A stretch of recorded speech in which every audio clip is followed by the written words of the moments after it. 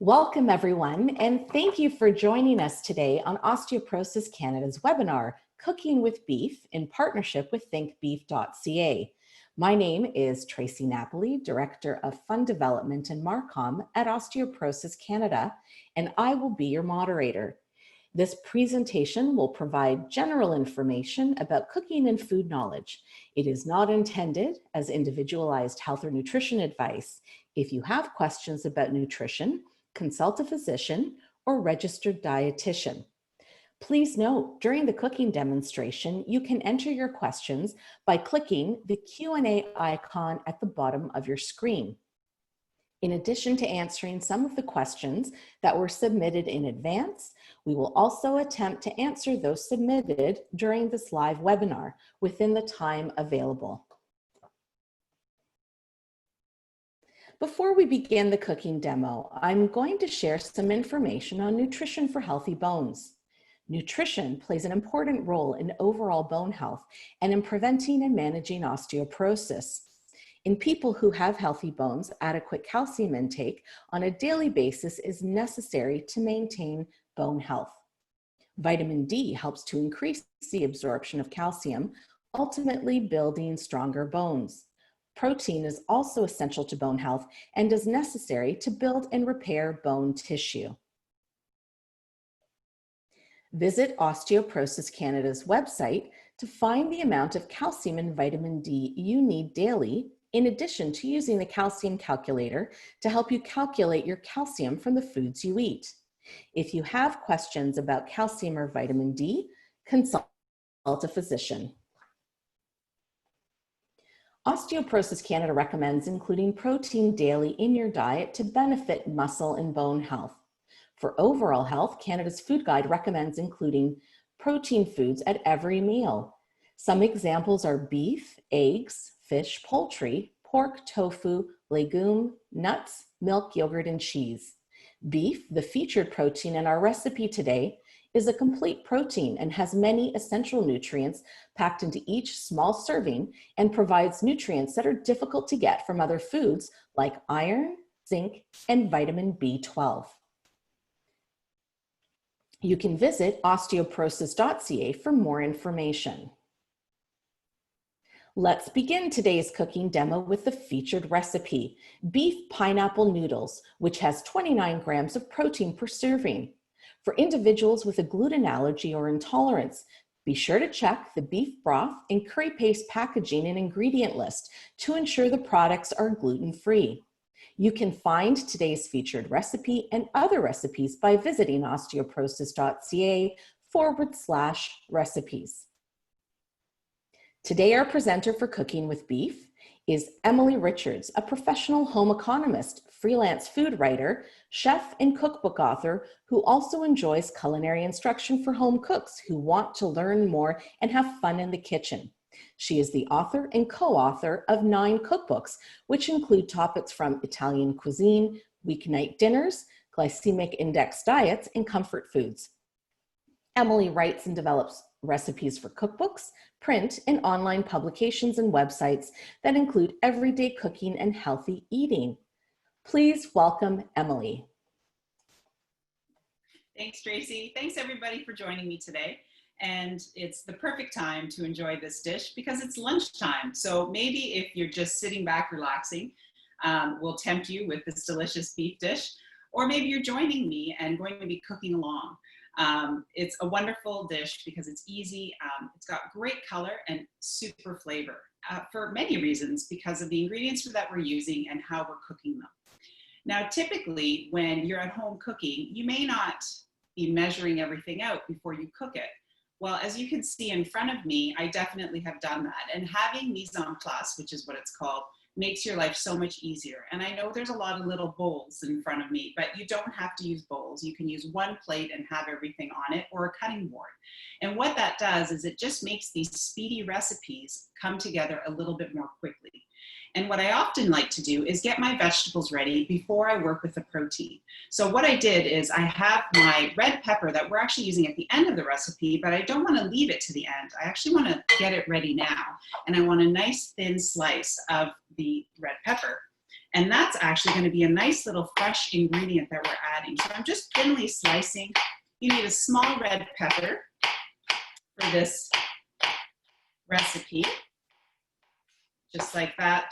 And I had a fairly large pepper, so I'm only using about half of that pepper. So just nice and thinly sliced. You can hear that nice crunch as I cut through it. And then I'm going to put it right back on that plate that I had there, so I'm ready to go.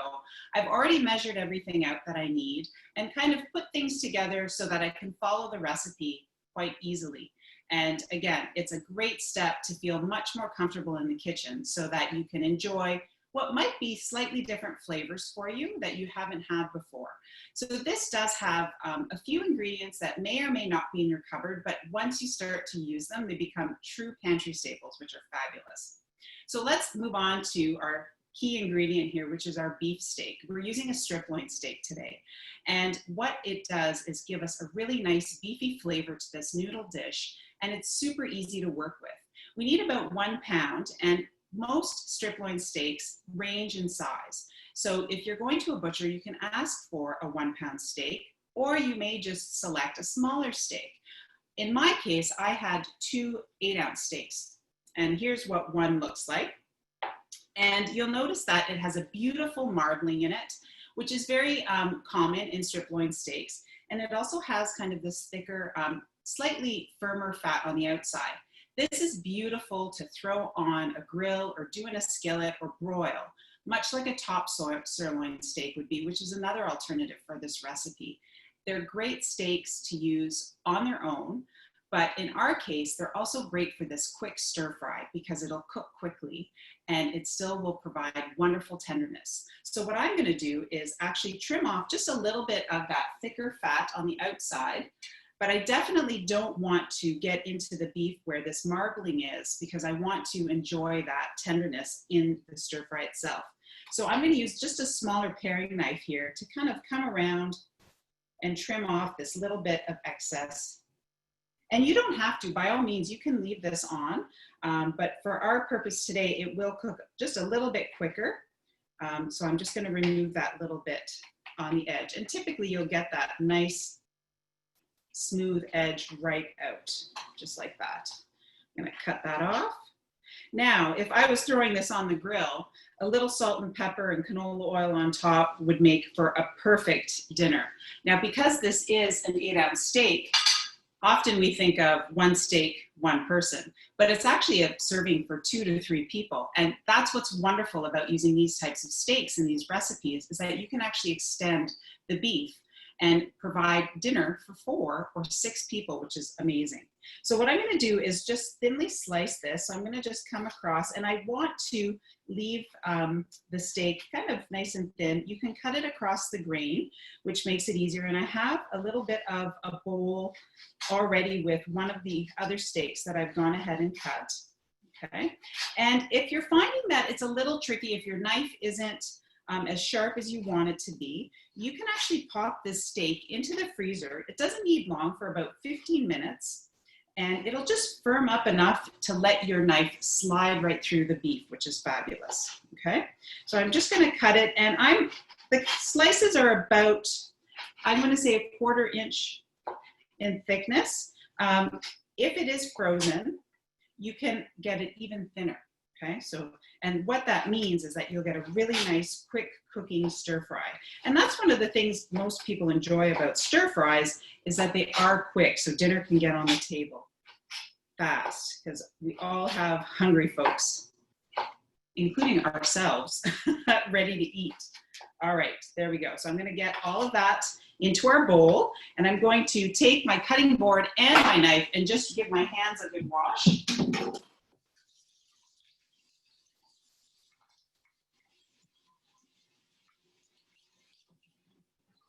And then I can continue on with the recipe. Now, the next step I want you to do is to soak your noodles. And we are using rice noodles. So this is what they look like. They usually come in a bag, usually a clear cello bag, and they vary in thickness. Okay, so I'll get a little closer here to the camera, and you can see these are they're about 3 to 5 millimeters. in width and diameter. They do have a finer angel hair looking one that's very fine. I wouldn't use these for this recipe in particular, but these work really nicely. So if you've ever had pad thai or made pad thai at home, those are the noodles you're looking for. And having rice noodles makes this dinner a little bit quicker too, because we don't have to cook it in a separate pot. What I have is just in this little casserole dish, and I've just taken my kettle off before we got started. So I have some very hot water, and I'm gonna pour it right over top of noodles. And they're gonna sit for about 10 minutes. There, I wanna make sure that they're nicely coated, covered in the water. There you go. Now, as we're going along, Tracie did mention, if you have any questions, please let us know, whether it's about any of the ingredients or the recipe that we're doing today. And I'm happy to answer to the best that I can. All right, so our noodles are soaking. Let's get some flavor into that beef. We don't need to marinate it for tenderness because we are using a nice tender cut. So let's get some big flavor in there. And we're gonna use some big ingredients that I absolutely adore and will work beautifully here. So into our beef, we're going to add some fresh garlic, okay? So these are a couple cloves that I've minced up that are gonna go right in. And one of my favorite ingredients for stir fries is fresh ginger. So that's gonna go right in as well. It's about a tablespoon. And when you're looking for ginger, thinking it at the store, you don't need to buy a large piece like this if you only need a little bit. If you don't use ginger very often, just break off what you need, and then you can go home and use it. It'll stay nice and fresh in the crisper, okay? Now, we're gonna add some spice to this. We're gonna add a little bit of Thai chili. So these tiny little chili peppers are what we are going to use. Now, if you're not a spice fan, you can leave it out, but these also vary in size. A little bit packs a punch. So you can take the seeds out, which have a lot of heat in them, and add the chili, or you can add the whole chili, okay? We're gonna add the whole chili, just, you know, to live a little. So that's gonna go in. And then I'm also just gonna season it with a little bit of salt because we wanna get that beef full of flavor, okay? So I'm gonna just toss this together. So this flavoring is dry. What am I missing? A little bit of lubricant here, and that is a tablespoon of canola oil. It's a neutral oil, so what's gonna happen is that it will help all those flavors come through. It won't disguise the flavors, which is exactly what we're looking for. So that tablespoon of oil goes in, and I'm just gonna toss it together, just like that. And make sure your beef is nicely coated. And then we're gonna set this aside. So now we have the flavor being built right from the beginning into our beef. We have our noodles soaking. I'm actually gonna just give them a little move around here. Don't forget that that's really hot. I'll get my tongs and move the noodles around. There we go. And you can see how quickly they're already loosening up, which is exactly what I want. So because, again, all that mise en place got done, this is going to come together quickly. I know I haven't actually started cooking yet, but don't worry. Once we start cooking, it's going to come together so fast, you won't even know what hit you. So we're going to add the broth element. So we're going to need a little bit of juiciness, not because our beef isn't going to give us that juiciness. It definitely will, but the noodles in it need some help. They need to add some flavor, so they need to absorb flavor. And what we're going to do is use a combination of some beef broth and some fresh lime juice, which I love, that balance of a little bit of salt and sour from the lime and freshness, because the lime juice is actually going to have a really nice fresh flavor to this dish, and some fish sauce. So here's another element of saltiness that's going to go into this dish. And if you don't have fish sauce, not to worry, you can actually use soy sauce in place of it, or tamari would work really well. Okay, so I'm going to mix that together. And where our big flavor is going to come through is our curry paste. And we're using a Thai red curry paste. You can find it in jars or pouches in the grocery store, usually in the international section. And it is one of the ingredients that if you're looking for a gluten-free option, you do want to check not only the label, but the ingredient list to make sure that it is a gluten-free product. And same for the fish sauce. You'll want to check the label as well as the ingredient list. Some will actually not say anything, so that should be a surefire sign that you know it's not gluten-free. But do do check the ingredient list just in case. So here is our curry paste. And you can also, an option would be to use green or yellow. I find the red offers a really beautiful color.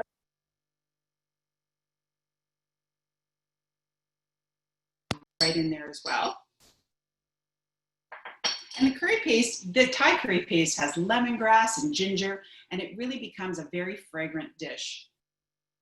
Not to mention with all the ginger and garlic that's in there. So we're just going to whisk that up, and we have that all ready to go. So our components are basically all ready, which means we can start moving to the skillet and get our beef going. Now, what we want to do is build flavor right from the beginning, as I said. So we've started by putting flavor on our beef, but we're also going to brown the beef. And what that does is that will secure all that delicious ginger, garlic, and Thai chili right onto the beef and start building the flavor. What else do I love about this noodle dish? It's a one-dish meal. So I only have one pot to clean at the end.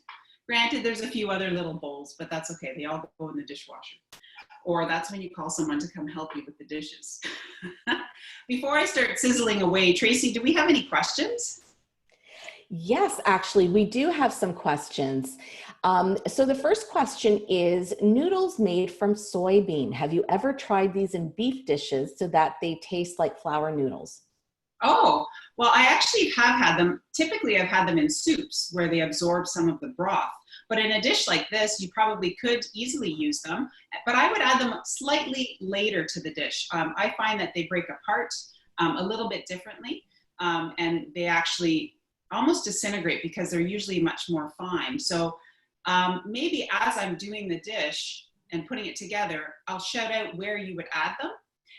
You could also, in place of the rice noodles, use a more traditional wheat noodle, where what I would do is, and I've done this with soybean noodles as well, is kind of just rinse them to break them up. They're usually fine, a little bit more fine, with warm water, and then they're ready to go a little bit later. So as I'm working through the recipe and cooking it, I'll do that, and I'll let you know whether you're using soybean or a wheat noodle, where you can add it. There's lots of options when it comes to noodles now in the grocery store, which I think is fabulous. It really showcases how Canada is a multicultural country and that we really absorb flavor in our food as well as in our recipes, which is amazing.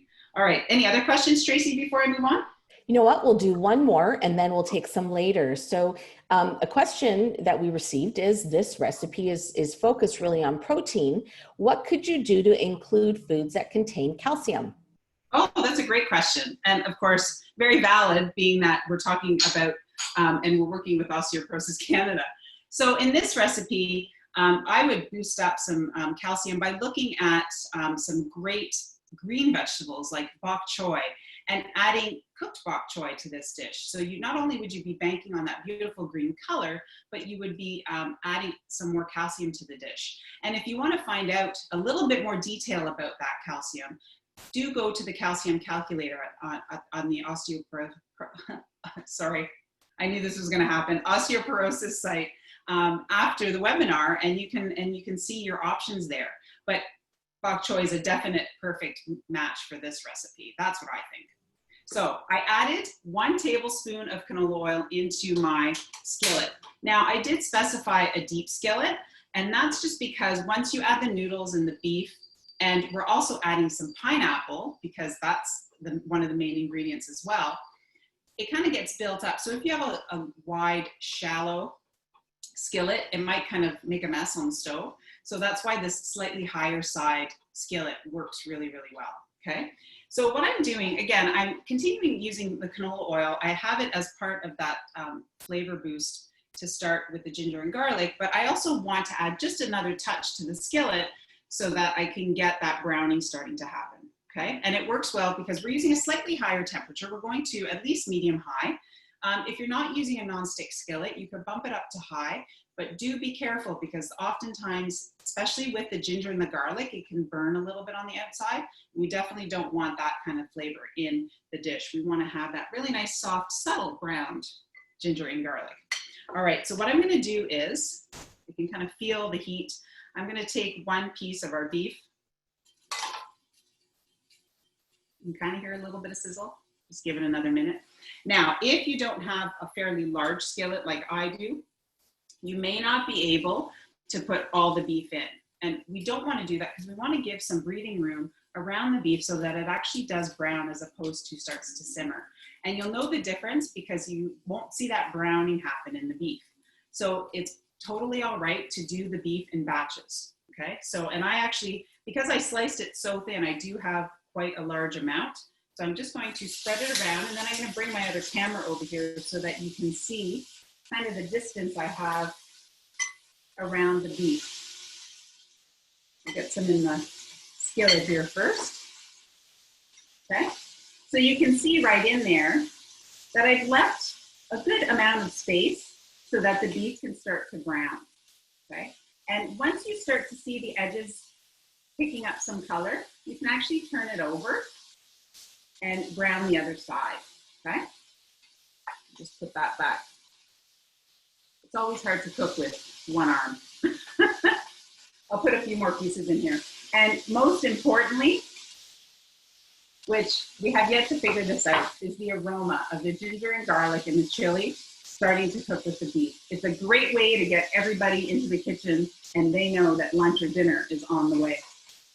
All right, so I'm just gonna flip these and then I'm gonna show you again with the camera that nice little bit of caramelization that happens on the beef. Now, because we are using this nice grilling cut, it's nice and tender, it will happen quickly, and all we have to do is then put it back into the skillet with the rest of our ingredients to get it warmed through. So I'm going to grab my camera again here. So you can start to see that nice little bit of caramelization happening on our beef, which is exactly what we want, okay? And obviously, depending on the size of the pieces, it will vary a little bit, but it is smelling wonderful. So once you have browned both sides, I do have a plate right here that I'm going to remove the beef into, okay? And this is really important, especially if you're doing batches. I don't need to add any more oil to it. There's still going to be some residual oil as I'm cooking that will be there to cook the beef, okay? So I'm going to add some more of my beef in there. Now, I do want to let you know that that Thai chili does have quite a bit of heat. So if you're slightly sensitive to heat, you may not want to stand directly over the skillet, unless of course you have sinuses. I just got a big bit of, if your sinuses are clogged, we all have sinuses. If your sinuses are clogged, it's a great way to kind of feel refreshed. All right, so I'm just kind of spreading this out, and I love to hear that beef sizzle, which is the perfect opportunity for knowing that it's a stir fry, and also to talk about the pineapple that we're going to use. So I chose to use a fresh pineapple because I love its sweet flavor. And the bonus is you only need half a fresh pineapple, you only need 2 cups. And I know that my kids love pineapple, so I chop it up, and it's a great thing just to have as a snack after. Now, if you're not a fan of fresh pineapple, or you know you don't need all that pineapple, the option is using canned pineapple, which is a great pantry staple.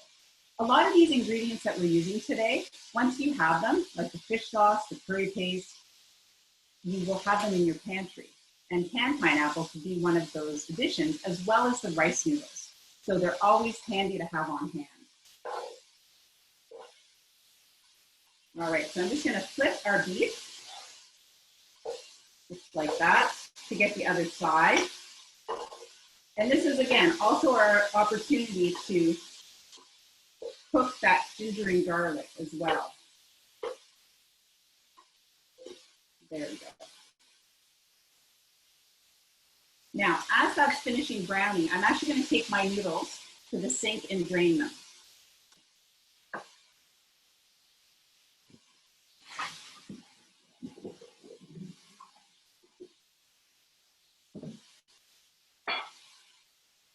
There we are. And I'm going to take out my beef.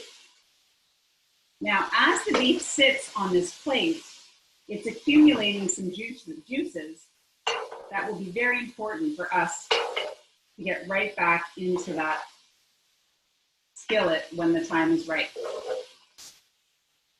So I'm keeping the heat the same.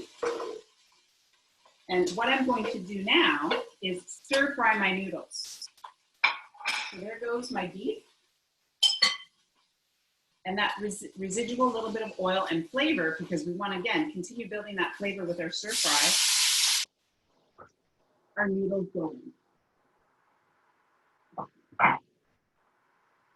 All right, so we're going to stir fry the noodles as well. So they're nice and limp now, you can see. Now, if you find that they're too long, you can actually break them before you soak them in the hot water. Or after they've soaked, you can take some scissors and just cut them so that they're a little bit smaller. I actually like kind of rolling them on a fork, just like I would spaghetti, so it's kind of fun. I leave them long. And then it's fun to serve your noodles every now and again. Are there any other questions, Tracie? Hi, Emily. Yes, we do have another question that just came in. So if you're not a fan of red curry paste or curry flavor, what could you replace that with? Well, the curry actually, I'm going to cough because the chili just got in my throat. Let me grab a thing. All right. Sorry. It does work, I swear. There's chili in here, there's no question. So the curry paste actually adds a ton of flavor. The reason being is because it has the curry, it has the lemongrass and the ginger. So you could actually bump up the ginger in the recipe and add some lemongrass. Now lemongrass isn't always available fresh, but you can also buy it as a paste. And you can add just about a teaspoon to it because it is quite strong, but it'll add a lovely flavor. And then I would add just a little bit more. I'm gonna cough again. Sorry. You can also add a little bit more fish sauce or soy sauce if you're using to kind of balance that out. And it would just have a really nice fragrant aroma. So by bringing up all the other flavors, you won't be missing out, but you will be missing the flavor that you don't necessarily enjoy, which is the curry. And it will also be a little less spicy. Even though the Thai chili is there, it will have some spice, but the red curry paste offers up a little bit of heat as well. So I hope that helps. And again, there are a few different ingredients in this stir fry, but there are things that once you have, you may start to enjoy and realize that you can create beautiful stews, soups, and many more stir fries with all these ingredients. So I just turned down the heat so that I could cough a little. And then also not to overcook my noodles. So I'm gonna kick the heat back on. And really what we're doing with the noodles is we're trying to get that little bit of color. I'll show you what they look like. They've picked up some of the browning from the beef, and they are nice and limp, and they've also absorbed the flavor that's been in there. But now what we wanna do is add more flavor. So that broth mixture, first, I'm going to add my pineapple. Let's get that in because I don't want to forget that. So our 2 cups of pineapple are going to go in because we want the pineapple to absorb some flavor as well. And then our broth mixture with the curry paste, the lime juice and the fish sauce. Nice little bit of sizzle. And then we're going to bring this to the boil. Okay. Now, because the rice noodles are a starch, they will absorb the flavor as well as that broth. So it won't be too saucy. It'll kind of be just the right amount. Okay, and it has come to the boil. There's not a lot of liquid there, so it doesn't take long. And then we're going to add all the delicious beef in, and I'll show you the juices first as they dribble out of the plate. And then all that wonderful beef is going in as well. So this is the opportunity to heat through the beef. Okay, and then coat it with that wonderful curry paste mixture in the broth. I'll bring the camera over to show you what it looks like in the pan. Okay. So as you can see, there's not a lot of juice right in the pan because between the noodles and the beef, it absorbs up perfectly. Okay. Put that back. And then I want to add just a little bit more freshness to this, and I'm going to add some mint and cilantro. Now, you can go ahead and chop everything up, but I like putting in the cilantro leaves whole and just giving them a little tear so you get that nice freshness as you're adding to it. And there's a few tender stems. And I'm saving some for garnish, and I'm going to do the same with my mint leaves. I'm going to kind of break them up. And that finish of the fresh herbs makes this dish, you just want to dive into it because of that. Okay, so I'm going to just stir these in.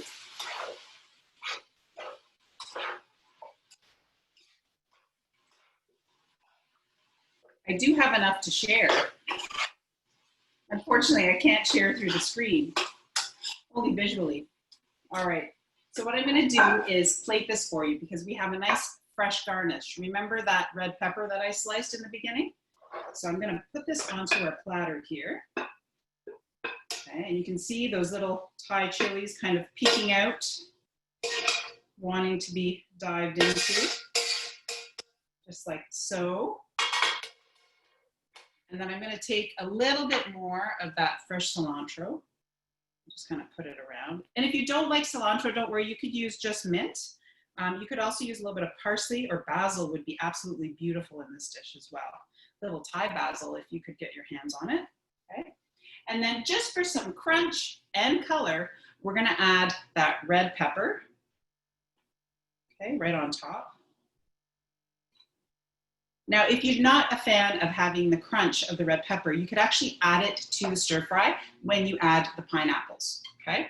And then I like just that nice little freshness of cucumber in this dish as well. Okay, so this is just cucumber that I've julienned. So cut it into nice thin little matchsticks. Okay, just like that. And I'll put this right in front so everyone can see it. And lunch is ready, packed with protein. I know that it's going to fill you and your family. It's filled my kitchen with a beautiful aroma, so I hope you try it. Have any other questions come up, Tracie? Well, the big question, yes, everyone is asking is where they can get the recipe and if this is recorded. So I can actually answer that. Yes, we are recording this. It's going to be sent out to all the registrants and it will be available on the OC replay page. And the recipe is on the Osteoporosis Canada website at osteoporosis.ca/recipe, but we will be sure to send that out to all the registrants as well. I'm just checking really quickly to see if there is another question that just came in. And let me just see here. There's a general cooking question for steak that actually we did get. And just how can one cook a steak and keep it juicy since we're talking about beef? That makes total sense. And everybody wants a juicy steak. I think we've seen lots of pictures, especially on social media, of people cutting into that steak and seeing how juicy it is. And it is a wonderful experience and everyone should have it. I love putting steak on the grill. I find that's where I get that nice little bit of smokiness as well as the juiciness. So it depends on how well done you like your steak. And growing up in a family where well done meat was very popular, I soon grew to enjoy the fact that I like medium rare steak as opposed to well done. And that really does help in the juiciness of it. But it also is the grilling cuts that you're looking for. So the strip loin steak or top sirloin steak that is the option for this recipe are great steaks to put on the grill or to sear in a skillet or even to broil. So if you don't want to do it on the stovetop or go outside. And just cooking it so that it's caramelized on the outside. And these cuts do have so much flavor with their marbling. And that's really what helps in the juiciness, but also the flavor of a little bit of salt and pepper and oil is really all you need. You can add things like rubs for more flavor. And most importantly is to get your thermometer out. I'll even show you mine because I always keep it handy. Using an instant read thermometer is really, really important so that you get to the desired doneness of your steak. And it's even a roast, really, really important here. So all you're gonna do is take your instant read thermometer and insert it. And if it's a steak, I know they're a bit thinner, you're gonna go sideways into that steak near the center to see what you're looking for. And there's great information available at Canada Beef and thinkbeef.ca so that you know where to look to what to look for in the doneness of your steak. So if you know that you're a medium fan, then the recommendations are there and you can be guided by that. But if this isn't on your next birthday list, get it on there because you do need an instant read thermometer. I hope that helps. That was great, Emily. So thank you so much. I'm just going to just pop up the next slide here. And just want to thank Emily for such an informative cooking demonstration and for answering so many questions. And for everyone who's asking, yes, we do these cooking demonstrations and we have other ones coming up. Be sure to sign up on our website for the national newsletter, or you can follow us on Facebook, Instagram, Twitter, and LinkedIn. We do post when we have new cooking demonstrations and other webinars on food and nutrition and exercise and lots of other topics for bone health. So we were talking about the Calculate Your Calcium tool. You can access that on the Osteoporosis Canada website. You can also find today's recipe and just other information on nutrition for bone health. You can view the recorded version of this webinar on the OC Replay webpage, which will be available in the next 48 hours. Also, as I mentioned, an email with the replay version of this webinar will also be sent out with the recipe link within the next few days to all webinar attendees. Just really want to thank again Emily, our presenter, and to our sponsor, thinkbeef.ca. And until next time, thank you for joining us today, and please continue to stay connected and stay informed. Have a great day, everyone.